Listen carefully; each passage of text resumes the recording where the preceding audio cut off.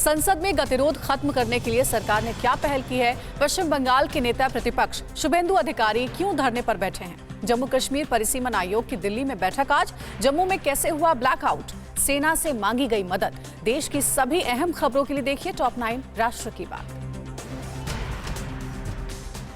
राज्यसभा के निलंबित किए गए विपक्षी पार्टियों के 12 सांसदों के मुद्दे पर संसद में चल रहे गतिरोध को खत्म करने के लिए अब सरकार की ओर से भी पहल की गई है। संसदीय कार्य मंत्री प्रहलाद जोशी ने आज सुबह 10 बजे निलंबित किए गए सांसदों के 5 राजनीतिक दलों के सदन के नेताओं की एक बैठक बुलाई है। बैठक में विपक्षी पार्टियों के नेताओं से इस मुद्दे का समाधान निकालने के लिए चर्चा की जाएगी। पश्चिम बंगाल में नेता प्रतिपक्ष शुभेंदु अधिकारी रविवार रात राज्य चुनाव आयोग के दफ्तर में कुछ समर्थकों के साथ धरने पर बैठ गए। अधिकारी ने सीएम ममता पर कोलकाता नगर निगम चुनाव में धांधली का आरोप लगाया और कहा कि कोलकाता पुलिस की अगुवाई में टीएमसी ने वोट की लूट की। उन्होंने चुनाव रद्द कर फिर से चुनाव कराने की मांग भी की। बीजेपी के राष्ट्रीय अध्यक्ष जेपी नड्डा ने ट्वीट कर कोलकाता नगर निगम चुनाव में धांधली पर निराशा व्यक्त की और कहा कि राज्य चुनाव आयोग का दौरा करते समय नेता प्रतिपक्ष शुभेंदु अधिकारी के साथ मारपीट करने के लिए पुलिस का इस्तेमाल किया गया। नड्डा के मुताबिक प्रशासन का इस तरह से दुरुपयोग लोकतंत्र के लिए अच्छा नहीं है। पश्चिम बंगाल की मुख्यमंत्री ममता बनर्जी आज असम के दौरे पर जाएंगी। ममता कल सुबह गुवाहाटी में माता कामाख्या के मंदिर में दर्शन और पूजा करेंगी। दर्शन और पूजा के बाद ममता गाड़ी से मेघालय जाएंगी और मेघालय में पार्टी विस्तार की रणनीति बनाएंगी। हाल में मेघालय में कांग्रेस के 12 विधायक टीएमसी में शामिल हो गए थे। जम्मू कश्मीर परिसीमन आयोग की आज एक बैठक दिल्ली में होने जा रही है, जिसके बाद केंद्र शासित प्रदेश में विधानसभा सीटों के पुनर्निर्धारण की स्थिति साफ हो सकती है। जिलेवार सीटों में बढ़ोतरी व आरक्षित सीटों का ब्यौरा भी सार्वजनिक हो सकता है। बैठक में नेशनल कॉन्फ्रेंस और बीजेपी के नेता भी हिस्सा लेंगे। मुक्ति दिवस के मौके पर पीएम मोदी ने गोवा को 600 करोड़ के कई प्रोजेक्ट्स की सौगात दी। पणजी में श्यामा प्रसाद मुखर्जी स्टेडियम में आयोजित कार्यक्रम को संबोधित करते हुए कहा कि अगर सरदार पटेल कुछ दिन और जीवित रहते तो गोवा की मुक्ति में इतना समय न लगता। विश्व हिंदू परिषद आज से 31 दिसंबर तक पूरे देश में धर्मांतरण के खिलाफ धर्म रक्षा अभियान चलाएगी। परिषद ने धर्मांतरण को देशव्यापी विभीषिका बताते हुए केंद्र सरकार से अवैध धर्मांतरण को रोकने के लिए कठोर कानून बनाने की मांग की है। इससे लालच, भय और धोखे से धर्मांतरण करवाने वालों पर कठोर कार्रवाई की व्यवस्था हो सकेगी। भारी ठंड के बीच जम्मू क्षेत्र में बिजली गुल होने से लोगों को भारी दिक्कतों का सामना करना पड़ा। जम्मू कश्मीर में बिजली विभाग के निजीकरण का विरोध में सभी कर्मचारी हड़ताल पर हैं। कर्मचारियों ने मांगे न मानने तक मरम्मत और रखरखाव का काम नहीं करने का फैसला किया है। फिलहाल बिजली विभाग की ओर से मदद की मांग पर सेना और दूसरी एजेंसियां बिजली सप्लाई की कोशिश में लगी है। भारत की स्वतंत्रता के 75 साल पूरे होने पर आजादी का अमृत महोत्सव मना रही सरकार आज शाम लखनऊ में अब तक का सबसे बड़ा ड्रोन शो आयोजन कर रही है। केंद्र और राज्य के पर्यटन और संस्कृति विभाग इस ड्रोन शो को आयोजित करेगा। शो का आयोजन रेजिडेंसी में आज शाम 5:30 बजे होगा। यूपी के सीएम योगी आदित्यनाथ और केंद्रीय मंत्री नितिन गडकरी आज कहां का दौरा करने वाले हैं? उत्तर प्रदेश और उत्तराखंड विधानसभा चुनाव में जीतने के लिए बीजेपी का प्लान क्या है? प्रियंका की अगुवाई में स्क्रीनिंग कमेटी की बैठक और ओवैसी ने एसपी, बीएसपी और कांग्रेस पर क्या आरोप लगाए हैं? देश में जारी राजनीतिक घमासान से जुड़ी हर अपडेट देखिए टॉप 9 सियासी संग्राम में। उत्तर प्रदेश के मुख्यमंत्री योगी आदित्यनाथ और केंद्रीय परिवहन मंत्री नितिन गडकरी आज जौनपुर का दौरा करेंगे। इस दौरान दोनों नेता जौनपुर में 573 करोड़ 36 लाख रुपए की परियोजनाओं का लोकार्पण शिलान्यास करेंगे। मछली शहर के फौजदार इंटर कॉलेज के मैदान पर योगी और गडकरी एक जनसभा को भी संबोधित करेंगे। मथुरा में टीवी9 भारतवर्ष से खास बातचीत में सीएम योगी ने दावा किया कि इस बार भी यूपी में जनता का विश्वास बीजेपी और पीएम मोदी के साथ है। ये छापे सपा के मुखिया के घर नहीं पड़े, लेकिन चोर की दाढ़ी में तिनका है। उत्तर प्रदेश और उत्तराखंड में बीजेपी ने 150 से ज्यादा वरिष्ठ नेताओं को विधानसभा चुनाव के लिए तैनात किया है। 100 से ज्यादा नेताओं को पश्चिमी उत्तर प्रदेश में 44 विधानसभा क्षेत्रों में जिला प्रभारी के तौर पर तैनात किया गया है। ये नेता प्रचार को दिशा देने, प्रचार अभियान में कोऑर्डिनेशन और बूथ मैनेजमेंट का काम देखेंगे। यूपी में विधानसभा चुनाव के करीब आते ही जोड़ तोड़ की राजनीति भी शुरू हो गई है। सुहेल देव भारतीय समाज पार्टी के अध्यक्ष ओम प्रकाश राजभर के एक साथ आने के ऑफर को संजय निषाद ने ठुकरा दिया और कहा कि बीजेपी के साथ रहकर ही निषाद समाज को आरक्षण मिल सकता है। राहुल गांधी और प्रियंका गांधी वाड्रा के दौरे के बाद क्षेत्रीय सांसद और केंद्रीय मंत्री स्मृति ईरानी भी 25 दिसंबर को अमेठी का दौरा करेंगी। स्मृति जवाहर नवोदय विद्यालय में आयोजित कार्यक्रम में केंद्रीय मंत्री नितिन गडकरी और प्रदेश के उप मुख्यमंत्री केशव प्रसाद मौर्य के साथ अमेठी के विकास के लिए अरबों रुपए की योजनाओं की सौगात देंगी। AIM अध्यक्ष असदुद्दीन ओवैसी ने यूपी के बिजनौर की नगीना विधानसभा में रैली को संबोधित करते हुए कहा कि 19% आबादी के बाद भी मुस्लिमों को राजनीति में हिस्सेदारी नहीं मिली है। SP, BSP और कांग्रेस ने हमेशा मुस्लिमों को बीजेपी का डर दिखाकर वोट लिया। ओवैसी ने कहा कि जब तक मुस्लिम अपने नेता को जिताकर नहीं भेजेंगे, उनकी समस्या खत्म नहीं होगी। आज यूपी के लखनऊ में प्रियंका गांधी वाड्रा की अध्यक्षता में कांग्रेस की स्क्रीनिंग कमेटी की बैठक होगी। दीपेंद्र हुड्डा समेत तमाम नेता बैठक में शामिल होंगे। इस दौरान महिलाओं को 40% आरक्षण के तहत टिकट वितरण को लेकर चर्चा होगी। बैठक में बेहतर प्रत्याशियों की स्क्रीनिंग के बाद ही टिकट बांटे जाएंगे। पंजाब में कांग्रेस पार्टी के विधानसभा चुनाव के लिए टिकट बंटवारे का फैसला लगभग तय कर लिया गया है। पार्टी इस बार करीब 60 मौजूदा विधायकों को टिकट देकर चुनाव मैदान में उतारने की तैयारी में है। वहीं 17 विधायकों के टिकट पर संशय बना है। इनमें से अधिकतर विधायक पूर्व मुख्यमंत्री कैप्टन अमरिंदर सिंह के करीबी माने जाते हैं। दिल्ली के मुख्यमंत्री अरविंद केजरीवाल ने रविवार को पंजाब कांग्रेस अध्यक्ष नवजोत सिंह सिद्धू की ओर से राज्य में शराब, खनन और नौकरियों पर बहस के लिए दी गई चुनौती को स्वीकार कर लिया है। सिद्धू से बहस के लिए जगह और समय तय करने के लिए कहते हुए केजरीवाल ने पंजाब के अध्यक्ष भगवंत मान को इसके लिए नामित किया है। देश में ओमिक्रॉन के मामले तेजी से बढ़ रहे हैं। सबसे ज्यादा संक्रमित महाराष्ट्र में मिल रहे हैं। इस बीच दिल्ली एम्स के डायरेक्टर डॉक्टर रणदीप गुलेरिया ने कहा है कि ब्रिटेन और बाकी दुनिया के देशों के हालात को देखते हुए हमें अपनी तैयारियों को दुरुस्त रखना होगा। हमें डरने की नहीं बल्कि सावधान रहने की जरूरत है। कोरोना महामारी से जुड़ी सभी खबरों के लिए देखिए टॉप 9 ओमिक्रॉन अलर्ट।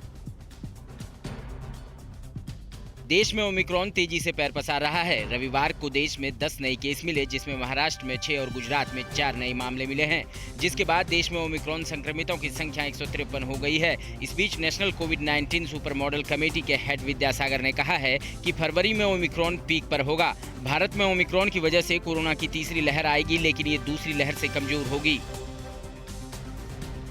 महाराष्ट्र में ओमिक्रॉन के कल जो 6 नए मामले मिले हैं, उनमें से 4 मुंबई के हैं, जबकि पुणे और पिंपरी चिंचवाड़ में एक केस मिले हैं। इसको मिलाकर महाराष्ट्र में ओमिक्रॉन संक्रमितों की संख्या 54 हो गई है, जबकि मुंबई में 22 संक्रमित मिल चुके हैं। देश में सबसे ज्यादा ओमिक्रॉन के मामले महाराष्ट्र में ही है। कल राज्य में कोरोना के भी 902 नए मामले मिले, जबकि 9 लोगों की मौत हो गई।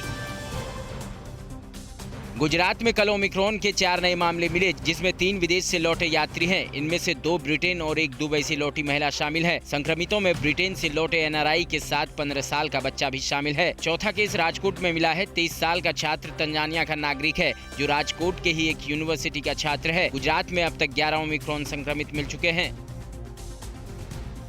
दिल्ली में एक बार फिर कोरोना के बढ़ते मामले ने चिंता बढ़ा दी है। रविवार को 107 नए कोरोना के केस मिले। दिल्ली में 6 महीने बाद एक दिन में कोरोना के 100 से ज्यादा केस मिले हैं। इससे पहले 8 जुलाई को दिल्ली में 93 कोरोना पॉजिटिव मिले थे। कोरोना के बढ़ते मामले को देखते हुए आज सुबह 11:30 बजे दिल्ली डिजास्टर मैनेजमेंट अथॉरिटी की बैठक होगी, जिसमें जरूरी कदम उठाने पर चर्चा होगी। देश में ओमिक्रॉन के मामले बढ़ने पर दिल्ली एम्स के डायरेक्टर डॉक्टर रणदीप गुलेरिया ने अपने स्वास्थ्य सिस्टम को दुरुस्त रखने को लेकर आगाह किया है। ब्रिटेन में ओमिक्रॉन के कहर को देखते हुए गुलेरिया ने कहा कि हमें तैयारी के साथ उम्मीद करनी चाहिए कि चीजें ब्रिटेन की तरह खराब नहीं हो। दुनिया में बढ़ते मामलों और उसके ट्रेंड पर हमें नजर रखने की जरूरत है। चंडीगढ़ में कोरोना के बढ़ते केस को देखते हुए शिक्षा विभाग ने तत्काल सभी स्कूलों को आज से बंद करने के निर्देश दिए हैं। स्कूलों में छात्रों के कोरोना संक्रमित होने के बाद से छात्रों के माता-पिता लगातार प्रशासन से कोविड प्रोटोकॉल का सख्ती से पालन नहीं होने को लेकर शिकायत कर रहे थे। अभिभावकों की चिंता के बाद जिला शिक्षा विभाग ने स्कूलों को आज से बंद करने का फरमान जारी कर दिया। लखनऊ में 4 महीने बाद एक ही दिन में कोरोना के 13 नए मामले मिले हैं, जिससे स्वास्थ्य विभाग की फिक्र बढ़ गई है। अलग अलग इलाकों में मिले कोरोना के मरीज होम आइसोलेशन में हैं। इनमें से 3 की ट्रैवल हिस्ट्री मिली है, जबकि 2 लोगों ने विदेश जाने के लिए जांच कराई थी। कोरोना के केस बढ़ने के बाद प्रशासनिक अफसरों और कर्मचारियों की छुट्टी रद्द कर दी गई है। यूरोप में ओमिक्रॉन संक्रमितों की संख्या काफी तेजी से बढ़ रही है। हालात को देखते हुए फ्रांस के प्रधानमंत्री जीन कॉस्टेक्स ने कहा है कि कोरोना की 5वीं लहर आ चुकी है। फ्रांस में रोजाना 50,000 से ज्यादा कोरोना के नए केस आ रहे हैं। फ्रांस ने नए साल पर होने वाले आतिशबाजी को भी रद्द कर दिया है। हालांकि लोग सरकार द्वारा लगाई जा रही पाबंदियों से काफी नाराज हैं। ब्रिटेन में पिछले 10 दिनों से रोजाना कोरोना की बेकाबू रफ्तार से हालात गंभीर होते जा रहे हैं। रविवार को ब्रिटेन में 91,000 से ज्यादा नए मामले मिले। इस बीच जर्मनी ने आज से ब्रिटेन से आने वाले यात्रियों के प्रवेश पर अस्थायी रूप से रोक लगा दी है। हालांकि कुछ रियायत भी दी गई है। जर्मनी आने वाले को PCR टेस्ट कराना जरूरी होगा। आयरलैंड में रात 8 बजे के बाद पब और बार में कर्फ्यू लगा दिया गया है। भीषण ठंड से कहां जम गया पानी, कहां कड़ाके की ठंड ने बढ़ाई रैन बसेरों में लोगों की संख्या। राजस्थान में कहां पड़ रही खून जमा देने वाली ठंड और कहां बर्फबारी देख खिले सैलानियों के चेहरे। बर्फबारी और भीषण ठंड से जुड़ी हर अपडेट देखिए टॉप 9 बर्फीला अटैक में। दिल्ली NCR समेत पूरे उत्तर भारत में कड़ाके की ठंड पड़ रही है। उत्तराखंड, जम्मू कश्मीर और हिमाचल प्रदेश के कई इलाकों में बर्फबारी का असर दिख रहा है। लगातार तापमान में गिरावट और शीतलहर के चलते लोग ठिठुरने को मजबूर हैं। देर रात में कड़ाके की ठंड से बचने के लिए दिल्ली के सड़कों पर लोग अलाव जलाकर हाथ सेंकते नजर आए। दिल्ली में पड़ रही भीषण ठंड के चलते रामलीला मैदान के पास बने रैन बसेरे में भी लोगों की संख्या बढ़ गई है। रैन बसेरे के सुपरवाइजर के मुताबिक ठंड बढ़ने पर पहले के मुकाबले लोगों की संख्या में पिछले कुछ दिनों में इजाफा देखने को मिला है। पहले जहां बिस्तर खाली रहा करते थे, वहीं आज सारे बिस्तर भर जाते हैं। उत्तराखंड के चमोली में भारत चीन सीमा से सटे हुए नीति घाटी और माणा घाटी जबरदस्त शीतलहर और ठंड का प्रकोप देखने को मिल रहा है। यहाँ नदी, नाले, झरने, पहाड़, हर तरफ सिर्फ बर्फ ही बर्फ दिख रही है। पारा लुढ़कने के चलते पेड़ों पौधों पर जमी पानी और ओस की बूंदें नजर आई। ठंड से बचने के लिए स्थानीय लोग अलाव का सहारा ले रहे हैं। उत्तराखंड के मैदानी इलाकों में अगले कुछ दिन शीतलहर की राहत की उम्मीद नहीं है। मौसम विभाग ने ऑरेंज को येलो अलर्ट में तब्दील कर दिया है, लेकिन शीतलहर और कोहरे की चेतावनी को बरकरार रखा है। मौसम विभाग के मुताबिक उत्तराखंड में 21 दिसंबर तक शीतलहर का प्रकोप रहेगा। राजस्थान के चूरू में भी लोगों को खून जमा देने वाली ठंड का सामना करना पड़ रहा है। रविवार को चूरू का तापमान -2.6 डिग्री सेल्सियस दर्ज किया गया। मौसम विभाग ने जिले के लिए अगले 2 दिन शीतलहर चलने का अलर्ट जारी किया है। सर्दी के प्रकोप ने लोगों को अलाव तापने पर मजबूर कर दिया है। राजस्थान के शेखावटी में बर्फ जमाने वाली ठंड पड़ रही है। -, डिग्री तापमान के साथ शेखावटी दूसरे दिन भी प्रदेश में सबसे ज्यादा ठंडा रहा। फतेहपुर शेखावटी में रविवार को 10 साल में पहली बार रात का तापमान -5.2 डिग्री दर्ज किया गया। राजस्थान के अलवर में लोगों को भीषण सर्दी का सामना करना पड़ रहा है। पिछले 3 दिन से यहां खुले आसमान में खड़ी बाइक, कार और अन्य गाड़ियों पर बर्फ जमी नजर आई। हालांकि सुबह आसमान पूरा साफ दिखा और धूप निकल आई। दिन में शीतलहर ने जनजीवन को ठिठुरने पर मजबूर कर रखा है। पहाड़ी इलाकों में बर्फबारी की वजह से मैदानी इलाकों में लोगों को भीषण ठंड का सामना करना पड़ रहा है। उत्तर प्रदेश के कई जिलों में पारा काफी गिर गया है। लखनऊ, कानपुर सहित कई शहरों में कड़ाके की ठंड से बचने के लिए लोग अलाव में हाथ सेंकते नजर आए। लोगों के मुताबिक बहुत ठंड होने के चलते उन्हें काफी समस्याएं हो रही हैं। जम्मू कश्मीर के गुलमर्ग में कुछ दिन पहले हुई बर्फबारी के बाद सैलानियों की भारी भीड़ देखी जा रही है। गुलमर्ग में पर्यटक दुनिया के सबसे बड़े रोपवे का मजा ले रहे हैं। गुलमर्ग के कांगदोरी और अफरवत में टूरिस्ट स्कीइंग का मजा ले रहे हैं। इसके अलावा कुछ पर्यटक गुलमर्ग की खूबसूरत घाटियों को निहारते नजर आए। कहां सड़क के किनारे बस का इंतजार कर रही 2 स्कूली छात्राओं को बेकाबू कार ने कुचल डाला। दिल्ली में बीच सड़क पर आधी रात को महिला ने क्या किया बवाल। कहां हाथी ने युवक को कुचला और कहां वैक्सीन लगाने के लिए स्वास्थ्य कर्मियों को नाको चने चबाने पड़े। राज्यों से जुड़ी बड़ी खबरों के लिए देखिए टॉप 9 राज्य विशेष। हरियाणा में फरीदाबाद की सूरजकुंड से सड़क हादसे का एक खौफनाक वीडियो सामने आया है। सड़क के किनारे स्कूल बस का इंतजार कर रही 2 छात्राओं को एक तेज रफ्तार कार ने बुरी तरह से टक्कर मार दी। जोरदार टक्कर के बाद बेकाबू कार पास में ही लगे बिजली के खंभे से टकराकर रुक गई। इस हादसे में घायल छात्राओं को हॉस्पिटल पहुंचाया गया है, जहां उनका इलाज जारी है। सोशल मीडिया में वायरल हो रहा ये वीडियो दिल्ली के अक्षरधाम का बताया जा रहा है। वायरल वीडियो में एक महिला बीच सड़क पर हंगामा करते दिख रही है। वीडियो में दिख रहे ट्रैफिक पुलिस के जवान ने इसे समझाने की कोशिश की, लेकिन शांत नहीं हुई। दावा है कि महिला ने शराब के नशे में किसी और की कार को टक्कर मार दी थी, जिसके बाद हुई तू मैं के दौरान महिला ने जमकर बवाल किया। असम के धुबरी से एक दिल दहला देने वाला वीडियो सामने आया है। यहाँ एक जंगली हाथी इंसानी बस्ती में घुस आया और एक 30 वर्षीय शख्स पर हमला कर दिया। हाथी को देखते इस शख्स ने भागने की कोशिश की, लेकिन लड़खड़ा कर गिर गया। इसके बाद हाथी ने इसे रौंद दिया।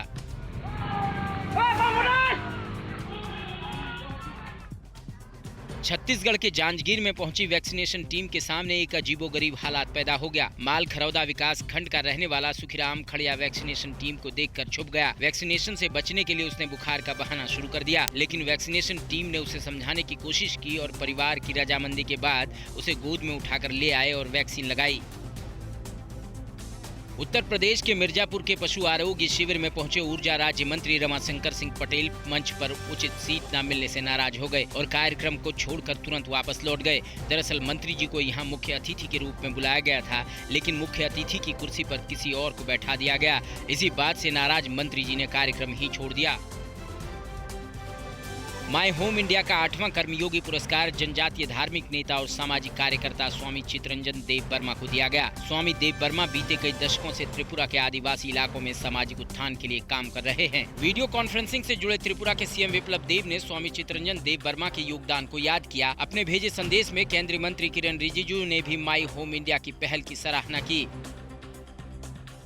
कस्टम विभाग ने मुंबई हवाई अड्डे से एक केन्याई महिला को करीब 4 किलो सोने के साथ गिरफ्तार किया है। सोना बेहद चालाकी से जूतों में, बालों में और कॉफी की फ्लास्क में छिपाया गया था। इसके अलावा सोने की एक पट्टी खाने की चीजों में छिपाई गई थी और तार के रूप में कुछ सोना अंडरगारमेंट की लाइनिंग में भी छिपाया गया था। जब्त किए गए सोने की कीमत 1.5 करोड़ से ज्यादा है। जयपुर एयरपोर्ट पर कस्टम विभाग ने कीनिया की एक महिला को करीब 15 करोड़ रुपए की कीमत की 2 किलो 150 ग्राम हेरोइन के साथ गिरफ्तार किया है। शारजाह से अरेबिया की फ्लाइट में आई इस महिला के खिलाफ पहले से लुकआउट नोटिस जारी था। इसके बैग को एक्सरे किया गया तो पता चला कि बैग के अंदर कुछ छुपाया हुआ है। बैग को काटने के बाद इसमें 2 किलो से ज्यादा हेरोइन मिली।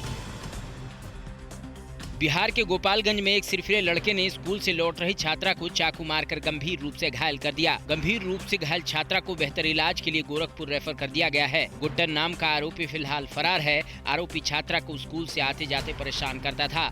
लड़की के परिवार की शिकायत के बाद भी लड़का अपनी हरकतों से बाज नहीं आ रहा था। जम्मू कश्मीर में पाकिस्तान का भेजा गया एक और आतंकी मारा गया है। अफगानिस्तान पर बुलाए गए मुस्लिम देशों संगठन OIC के मंच पर पाकिस्तान के पीएम इमरान खान ने एक बार फिर से कश्मीर का रोना रोया और दूसरे देशों में अपना दबदबा बनाने के लिए चीन किस हथियार का कर रहा है इस्तेमाल। दुश्मन देशों की साजिशों से जुड़ी सभी खबरों के लिए देखिए टॉप 9 दुश्मन चीन बात। जम्मू कश्मीर के श्रीनगर में सुरक्षा बलों ने लश्कर-ए-तैयबा से जुड़े एक पाकिस्तानी आतंकी को मुठभेड़ में मार गिराया। मारे गए आतंकी की पहचान सैफुल्ला के तौर पर हुई है। मारा गया आतंकी 2016 में बांदीपुरा सेक्टर से घुसपैठ कर घाटी में घुसा था और कई वारदातों में शामिल था। सुरक्षा बलों ने इसके पास से AK-47 भी बरामद किया है। जम्मू कश्मीर के पुलवामा के बंजू में कल आतंकियों ने एक पुलिसकर्मी को उसके घर के पास ही गोली मार दी। गंभीर रूप से घायल पुलिसकर्मी मुश्ताक अहमद वागे को अस्पताल में भर्ती कराया गया है। हमला करने वाले आतंकी की तलाश के लिए सुरक्षा बलों ने पूरे इलाके की घेरेबंदी कर सर्च ऑपरेशन शुरू कर दिया है। पुलवामा में सुरक्षा बल पहले से ही आतंकियों का सफाया करने के लिए अभियान चला रहे हैं। पाकिस्तान में इमरान सरकार में विज्ञान और प्रौद्योगिकी मंत्री शिबले फराज की कार पर अज्ञात हमलावरों ने हमला बोल दिया। इस हमले में उनकी कार का शीशा टूट गया। हालांकि मंत्री शिबले फराज बाल बाल बच गए। हमला पेशावर जाने के दौरान खैबर पख्तूनख्वा में किया गया। इस हमले में मंत्री का ड्राइवर और सुरक्षा गार्ड बुरी तरह जख्मी हो गया है। गृह मंत्री शेख रशीद ने हमले की निंदा करते हुए पूरे मामले की रिपोर्ट मांगी है। पाकिस्तान के इस्लामाबाद में अफगान संकट पर मुस्लिम देशों की बैठक में प्रधानमंत्री इमरान खान ने फिर कश्मीर का राग अलापा। अफगान संकट पर बात करने के बजाय इमरान ने OIC की बैठक में कश्मीर का मुद्दा उठाते हुए कहा कि कश्मीर के लोग हमारी ओर देखते हैं। हमें हर फोरम पे उनकी आवाज को उठाना चाहिए और एक संयुक्त कार्रवाई करनी चाहिए। कर्ज में डूबे पाकिस्तान के कई बार गुहार लगाने के बाद विश्व बैंक ने उसे करीब $20 करोड़ का कर्ज देने का फैसला किया है। विश्व बैंक ने 1442 करोड़ का कर्ज बिजली व्यवस्था को ठीक करने के लिए दिया है। पाकिस्तान की बर्बाद हो चुकी अर्थव्यवस्था अब सिर्फ कर्ज के सहारे टिकी है। पाकिस्तान दुनिया भर से मिले कर्ज का ब्याज भी नहीं चुका पा रहा है। चीन अपनी विस्तारवादी नीति को चलाने के लिए कर्ज का जाल भी फैलाता है। चीन दूसरे देशों पर कब्जा और दखल बनाने के लिए कर्ज बांट कर दबाव बनाता है। चीन की इस चाल में दुनिया के 58 देश अब तक फंस चुके हैं। एक रिपोर्ट के मुताबिक IMF और विश्व बैंक ने मिलकर अभी तक जितने कर्ज बांटे हैं उससे ज्यादा कर्ज अकेले चीन बांट चुका है। चीन ने पाकिस्तान को उसकी GDP का 50% से ज्यादा कर्ज दे चुका है। चीन की साजिशों से निपटने के लिए अमेरिका ने नई तकनीक के सहारे एक ऐसा उपकरण बनाया है जिसके जरिए चीन की गतिविधियों को 4 महीने पहले ही बता देगा। ये उपकरण प्रशांत क्षेत्र में चीन के लड़ाकू जहाजों की गतिविधियों, हथियारों की बिक्री और ताइवान के खिलाफ उसकी कार्रवाइयों की निगरानी करेगा। नए उपकरण में पहले की उन चीनी गतिविधियों को भी फीड किया गया है जिसकी वजह से दोनों देशों के बीच रिश्ते खराब हो गए। कोरोना को लेकर पूरी दुनिया को वुहान शहर की असलियत बताने वाले चीनी उपन्यास पर जिनपिंग सरकार की गाज गिरी है। चीन की सरकार ने महिला उपन्यासकार फांग फांग को चीनी लेखक संघ की 10वीं राष्ट्रीय कांग्रेस से बाहर कर दिया है। महिला उपन्यासकार ने अपने लेख के जरिए कोरोना महामारी के दौरान वुहान में लगाए गए लॉकडाउन में लोगों पर की गई जबरदस्ती को दुनिया के सामने लाया था। दुनिया भर में कार में लगने वाली सेमीकंडक्टर और इलेक्ट्रॉनिक चिप की भारी कमी पहले से ही है। अब चीन ने दुनिया के सामने एक और संकट खड़ा कर दिया है। चीन ने मैग्नीशियम का उत्पादन घटा दिया है। इससे दुनिया में इसकी कमी हो गई है। मैग्नीशियम का इस्तेमाल ऑटोमोबाइल, स्टील और एल्युमिनियम उद्योगों में इस्तेमाल में लाया जाता है। चीन मैग्नीशियम के प्रमुख उत्पादकों में से एक है। परवाह देश की, सोमवार से शुक्रवार रात 10 बजे TV9 भारतवर्ष पर।